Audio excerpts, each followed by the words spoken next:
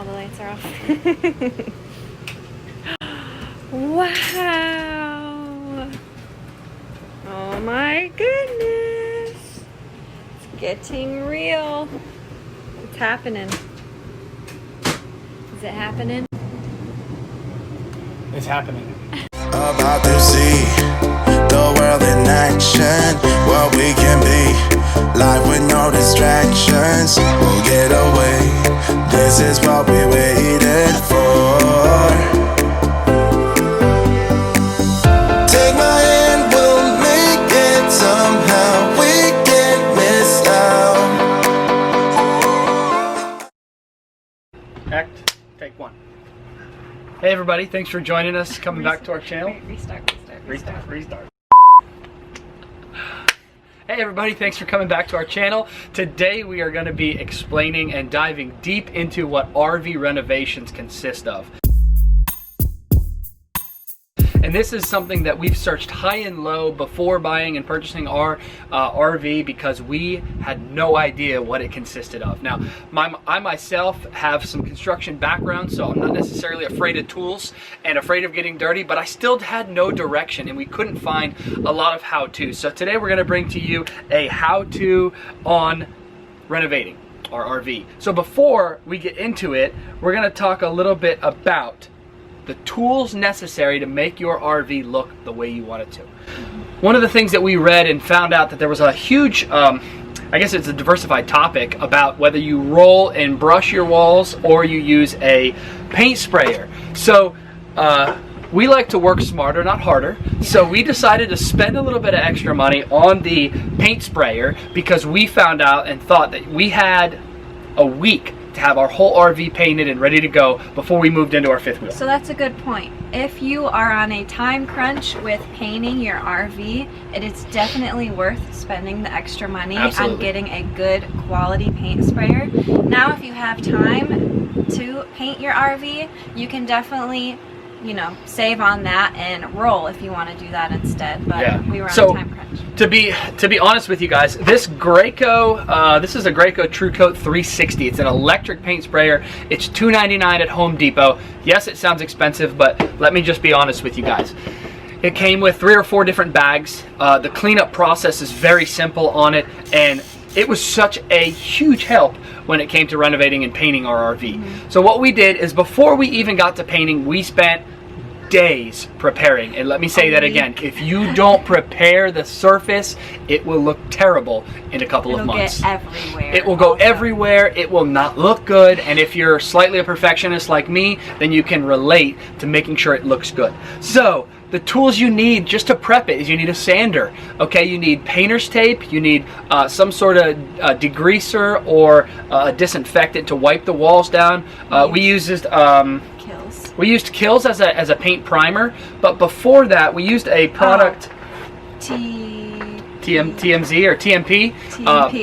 It's a paint prep degreaser. It's a powder that you put into a bucket of water, and you take a big sponge, and what you do is first you sand down the walls, and you have to be careful with what grit sandpaper you use. That's a good point. I think a lot of people will just go there and grab sandpaper, but they have different grits, which makes it harder or fine.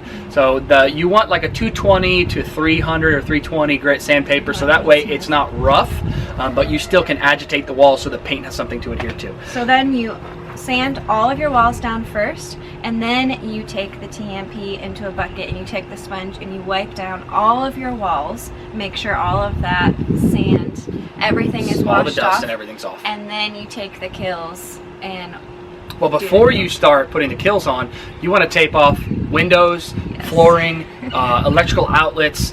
For me, I taped off, I got the 12-inch roll of cardboard paper or construction paper at Home Depot, and I did the ceiling, and you guys will see that in the video right now.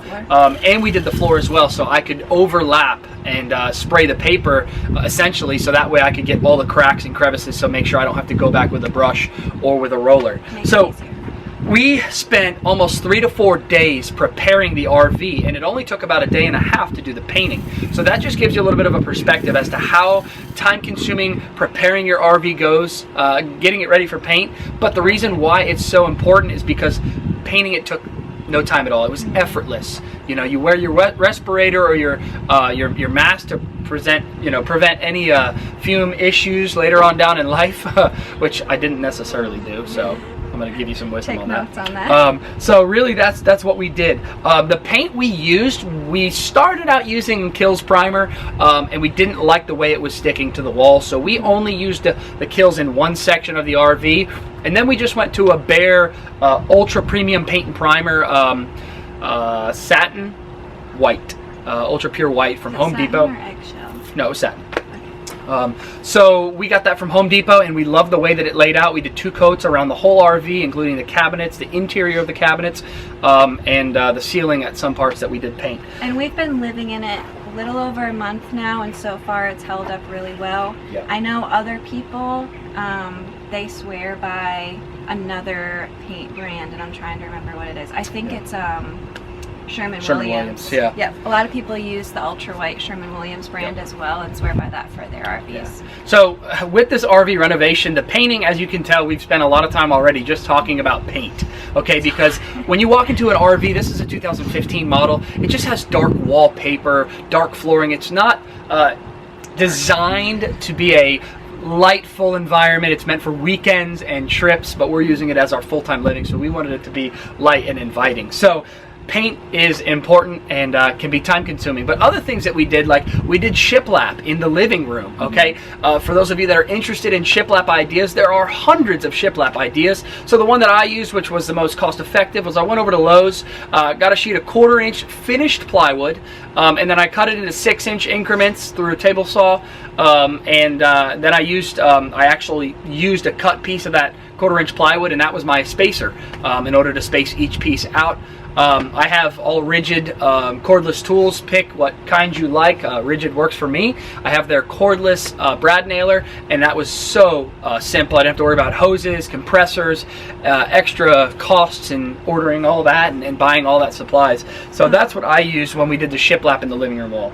So depending on the type of camper that you have, depending on how much weight you are allowed to have in your camper, because every RV is different and what your weight load is, and you can always find that sticker right on the inside of your door. It lets you know how much your weight load you can carry. Yeah. So depending on that, depends on if you can use real wood or if you need to go with a more flexible option that is lighter weight. I'm going to talk a little bit about what we did next, which is got to be one of our focal points in our living room, is the exposed wood header on the top of the slide. Now, we've seen a lot of people do it differently. Our particular slide, it has a contoured wall, so it made things a little bit more difficult, and we didn't want to spend a lot of time and a lot of money into it. So really, we just went to Home Depot and we got a 2 by 10 by 16 foot piece of pine, and like I said, I grew up in the construction industry a little bit, so I have a little bit of expertise when it comes to that. So you can see here in this video that I am cutting the wood just so that way it can bend around and contour to fit around. So if you watch this video, you'll be able to find out what that looks like and how that works. So today what we are doing is a long overdue project that not only do I think will enhance the overall aesthetics of our whole entire camper, but Jenna has been dying for me to do this. So she loves the way that people have done the exposed wood like beams on just the top portion of the slide out. So we have 5 slides, but she really wants me to just focus on the living room and the kitchen right now. So as I started looking at it, our slides, when they come out, they're contoured, which makes it really hard to put a flat piece of wood. So I wanted to show you guys and invite you into a little tip and trick on how to get a 2x4 to bend around a contour. So I'm gonna be cutting it over here, she's gonna film, and I'm gonna explain to you guys what we're gonna do. So if you come on over here and you look, we have a 2 by 10 by 16 foot 2x4, okay? We just bought it from Home Depot. All the rough sawn cedar and redwood was all too short for our 14-foot slide, so we had to get this. We're gonna stain it, make it look good. But in order to get it to fit around the contour of the slide, what you do is you flip your board upside down and you do about a 1/2 inch to 3/4 inch blade depth cut. Every inch to 2 inches, sometimes in the middle, wherever your real hard bend is, you wanna take all your slices really close. So if you look right here, you can see what I've done is I've already cut out blade widths in increments. So now when you grab the board on one side, it actually bends. So now it'll contour around the slide when we screw it together, and it won't have to have any backing or spacers. It can actually bolt right down to it. So I'm going to carry on and go all the way through the whole entire piece of wood. As you can see, it will help contour the shape of the whole entire header.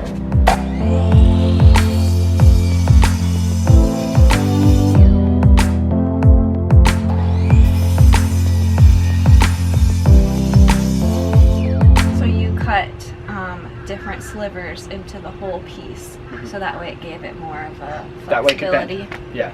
So the beam, that has to be one of my favorite things that we have done so far. It looks beautiful. I love the stain that we picked out to go on there. It fits perfectly with our flooring. There's so many different stain options. Yeah, you ultimately just have to find the best stain that fits for your RV style, whether it's a rustic farmhouse style or Scandinavian boho, you know, whatever you want to choose, that works best for you guys. So we just picked the closest one that matched our style, and it looks amazing. So that's that for the beams. And ultimately, just a quick recap of the video: prep your space before you do anything, okay? Try to give yourself some time, give yourself a time frame, and be realistic with yourself. Don't be unrealistic and say, oh, we can get our RV renovated in a week. Because I'll just be honest with you right now, I was that guy, and I was so disappointed. Between getting our bunk room ready for our boys, which didn't get finished, actually is still not finished. We're still working on the crib option for our youngest son. So in the bunk room, I'm going to pause you right there so that we can show some clips of the demolition that we did in that room. We tore out all Hold on, we?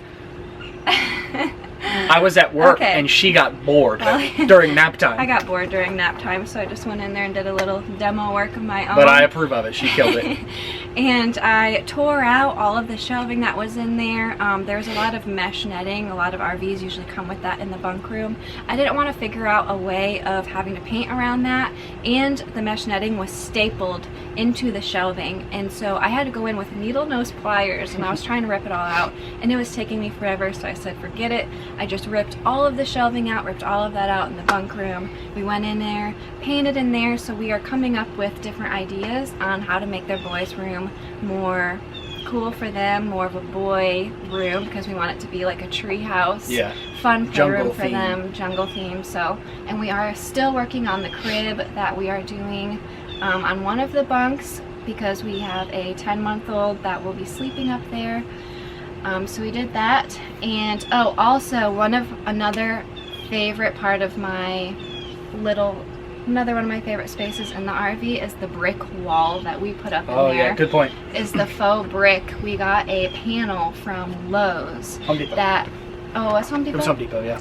That feels like real brick. It's not just like a wallpaper looking. It's like an MDF paneling. It's wall paneling that they have as options there if you have an accent wall and you want to use it. So we found this brick, and she loved the idea of brick, and so I got this brick for her. We covered it up because the mantle slash entertainment section of the fifth wheel was just old weird. They had 4 slots for speakers. They had this big huge radio, which we live in 2020. We don't need a radio anymore. So there was a frame for a TV, and you could only fit like a 28 inch. Yeah. So we ripped all that out so that we could put something a little bigger in there. And the faux brick wall was originally a red and orange brick color.